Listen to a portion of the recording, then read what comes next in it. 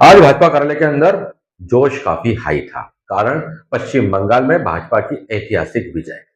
इस विजय का श्रेय जहां भाजपा अपने कार्यकर्ताओं को दे रही है, वहीं पर कार्यकर्ता इस जीत का श्रेय प्रधानमंत्री मोदी और गृह मंत्री अमित शाह को दे रहे हैं।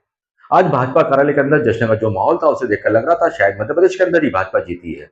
यहाँ पर बड़ी संख्या में भाजपा के पदाधिकारी और कार्यकर्ता इकट्ठे हुए, जिन्होंने एक दूसरे को शुभकामनाएं दी। साथ ही उन्होंने विजय जुलूस के तौर पर बड़े बालाजी हनुमान मंदिर पहुंचकर वहां पर हनुमान चालीसा का पाठ भी किया और जमकर आतिशबाजी। देश के अंदर 5 राज्यों के चुनाव हुए हैं, उनके परिणाम आज सामने आने लगे हैं, रुझान सामने आने लगे हैं। मगर सबसे ज़्यादा लोगों का ध्यान खींचा है पश्चिम बंगाल के चुनाव ने, जहां पर भाजपा पूर्ण बहुमत के साथ सत्ता में आती हुई नजर आ रही है। इस वक्त हम मंदसौर के भाजपा कार्यालय के अंदर उपस्थित हैं, जहां पर भी आप देख सकते हैं कि जश्न का माहौल है।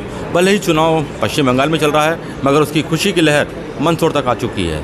इस वक्त यहाँ पर दो हमारे यहाँ पर सांसद बैठे हुए हैं, बीजेपी के अन्य पदाधिकारी बैठे हुए हैं। हम उनसे मिलकर जानना चाहेंगे कि इस जीत के बारे में क्या कहते हैं। जी दादा, आप बताएं, सबसे पहले चुनाव को आप किस रूप में लेते हैं? पश्चिम बंगाल की जनता ने अत्याचार को, अन्याय को, भ्रष्टाचार को नकार दिया है और ममता दीदी ने जिस तरीके से पश्चिम बंगाल को कैप्चर कर रखा था और अराजकता फैलाई हुई थी, लोगों के साथ अन्याय हो रहा था, उस अन्याय को पश्चिम बंगाल की जनता ने नकारते हुए प्रधानमंत्री माननीय नरेंद्र मोदी जी के नेतृत्व पर भरोसा किया है।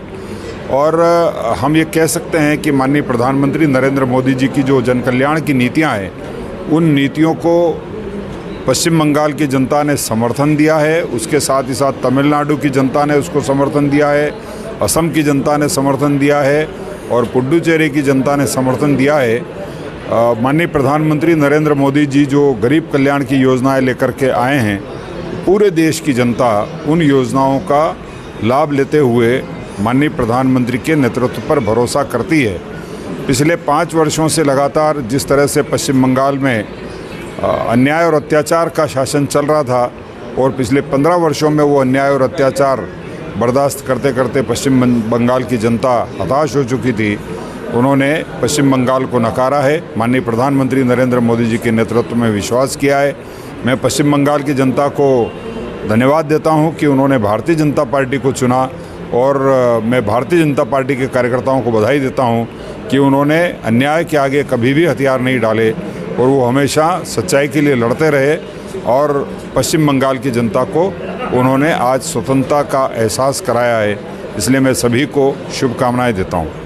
धन्यवाद बहुत बहुत। इस वक्त यहाँ पर लोकसभा सांसद सुधीर जी भी बैठे हुए हैं। सुधीर जी, कितना चौंका देने वाला मानते हैं इस परिणाम को आप? नहीं, ये भारत की राजनीति का एक ऐसा चमत्कारिक पक्ष है, या यूं कहें कि आज़ादी के बाद की जो बड़ी घटनाएं हैं जिसमें जनता आंदोलित हो जाती है, जश्न के रूप में आती है। तो राम जन्मभूमि पर मंदिर निर्माण हुआ तो पूरा देश प्रसन्न था।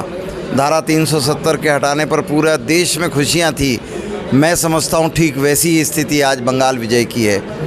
ये जो छद्म राजनीतिक दल वहाँ काम कर रहे थे, महिलाओं पर अत्याचार था, अनाचार था, पापाचार था, जिस तरीके से बांग्लादेशियों के अवैध घुसपैठ थी और आतंक का साया लगातार बना रहता था, इंडस्ट्रियलाइजेशन, डिमोलेशन हो गया, लोगों को, गरीबों को मकान बनाने से महरूम रखा गया, किसानों को किसान कल्याण निधि लेने से रोका गया और इसीलिए क्रूर अत्याचारी शासक, या यूं कह दें कि हमें मथुरा के कंस के काल का याद दिलाता है, या यूं भी कह दें कि छद्म रूप से जैसे पूतना बनकर कोई आता है और जनता के बीच में उसका रूप समझ में आ जाता है। ये रूप प्राकट्य हो चुका था और इसलिए जनता आंदोलित थी और राष्ट्रवादियों के साथ, राष्ट्रवादी विचारधारा के साथ वहाँ के लाखों लाख लोग खड़े हो गए और ये एक भारत के इतिहास की एक बड़ी जीत हो गई। कांग्रेस की वहाँ पर कुछ सीटें शायद आती हुई दिख रही हैं, क्या कहते हैं आप कांग्रेस और दूसरे विपक्षियों को? नहीं, आती और जाति का विषय, कांग्रेस ने तो, राहुल गांधी तो खुद ही जश्न में है ना, वो तो चाहते ही हैं कि अपोजिशन में वो अकेले रहें और इसीलिए राहुल गांधी के चेहरे की खुशियां ही बता रही कि वो कांग्रेस को हराने की मुहिम में खुद भी लगे रहते हैं कि अपना तो जाए बाकी सबका भी जाए। तो इसलिए कांग्रेस पर कोई टिप्पा टिप्पणी करने का सवाल नहीं है। हाँ, राहुल गांधी को चांस मिला, केरल का मुख्यमंत्री बनना चाहे तो बन सकते हैं, वहाँ चले जाए। वो बड़ी बात कही है सुधीर जी गुप्ता जी ने यहाँ पर कांग्रेस के ऊपर तल्ख कसते हुए कहा है। यहाँ पर भारतीय जनता पार्टी के जिलाध्यक्ष राजेश दीक्षित जी भी मौजूद हैं। दीक्षित जी, किस तरीके से खुशियां मन रही हैं बीजेपी कार्यालय के अंदर और क्या चुनाव को किस रूप में देखते हैं आप? पश्चिम बंगाल, हमारे असम में भी चुनाव विजय हुए, लेकिन पश्चिम बंगाल की पूरे देश भर में खुशी है और प्रत्येक कार्यकर्ता में खुशी है।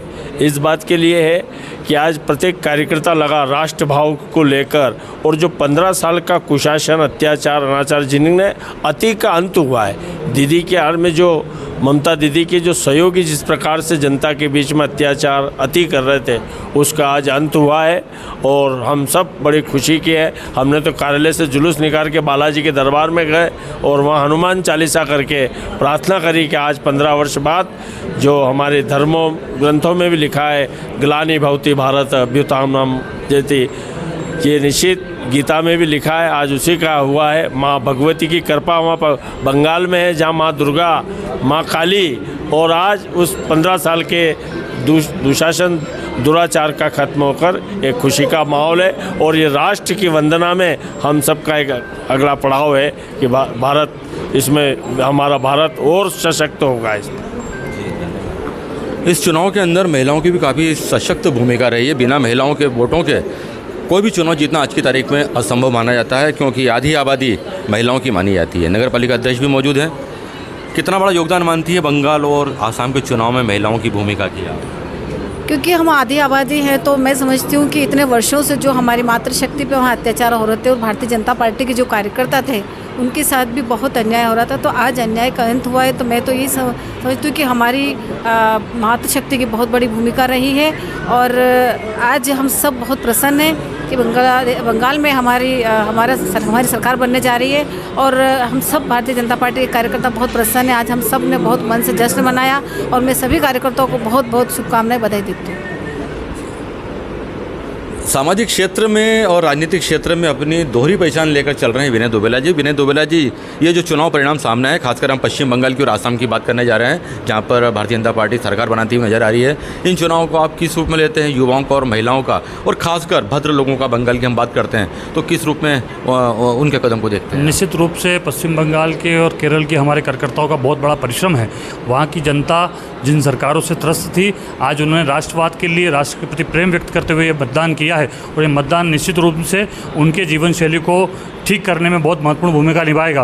पूरे देश भर में आज कार्यकर्ता इस बात से उत्साही है। जब हम हज़ारों खबरें देखते थे जिसमें कार्यकर्ताओं को मारा जाता था, जनता के साथ अन्याय होता था, लेकिन सरकारें उनका पक्ष लेती थी और हम समर्थन भी नहीं कर पाते थे।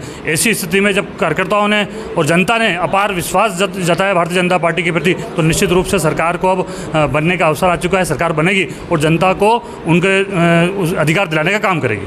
जी, बहुत बहुत धन्यवाद दुबेला जी। तो आप देख सकते हैं बीजेपी कार्यालय के अंदर आज जश्न का माहौल बना हुआ है।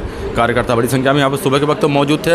अब चूंकि जैसे जैसे राजनीतिक परिदृश्य स्पष्ट होता जा रहा है कि पश्चिम बंगाल और आसाम में भारतीय जनता पार्टी की सरकार बनने जा रही है, तो लिहाजा अब सब अपने अपने कामों की ओर निकल चुके हैं। ये बीजेपी कार्यालय जो इस वक्त तक कार्यकर्ताओं से भरा हुआ था, अब परिणाम स्पष्ट होने के बाद में अब ये भी खाली सा हो गया है, शांत हो गया है, क्योंकि परिणाम अब सबको मालूम पड़ चुके हैं कि 2 जगह तो बीजेपी की सरकार बनने जा रही है।